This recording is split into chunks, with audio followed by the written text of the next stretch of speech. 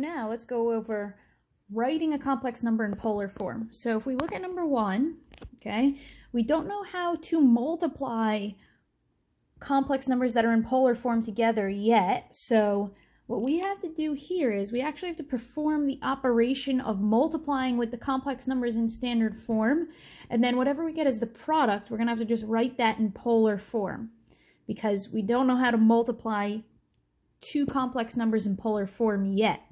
So in order to write this in polar form, the first thing we have to do is simplify it. So we have to FOIL. So 2 times 4, that gives us 8. 2 times negative 2i, negative 4i. 3i times 4, 12i. 3i times negative 2i, negative 6i squared. We've got to simplify this. We've got negative 4 and 12i. Those are like terms. We could put them together. And then I squared is, remember, I squared is equal to negative 1. So this is 8 plus 8i. Negative 6 times negative 1 becomes plus 6. So this is 8 plus 6, 14 plus 8i. So that is the complex number that we're now going to write in polar form. So we can see this is going to be in quadrant 1. So now we draw it. Okay. This right here is 14. This right here is 8. This is r, and that's theta because it's in quadrant 1. So r is going to equal the square root of 8 squared plus 14 squared, which gives us square root, actually let's see what 8 squared plus 14 squared is, 260. So the square root of 260, and 260 I believe is divisible by 4. 260 divided by 4 is 65. So if we were to just simplify this radical, we would get 2 square root 65. If you rounded the square root of 260, you would get 16.12. Okay, and so now we need theta, so that's going to be inverse tan of 8/14. And so go to your calculator. Remember, as long as you haven't done anything, you're not changing you haven't changed your mode. So you'd still be in degrees, and we get 29.74 degrees, and that is theta because it's in quadrant 1. That is positive x-axis to r. So the product of this in polar form is r, which is 2 square root 65 cis 29.74 degrees.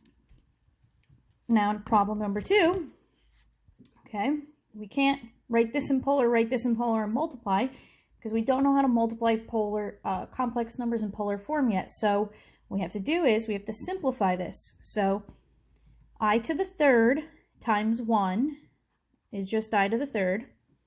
And then I to the third plus 4i, that's going to be plus 4i to the fourth. Now don't forget about your powers of I. I to the first is just I squared is negative 1. I to the third is negative I to the fourth is 1. So this is negative I plus 4 times 1. So that's negative I plus 4. If you just write that in the standard form of a complex number, that's 4 minus I. So A is 4, B is negative 1. So we plot that.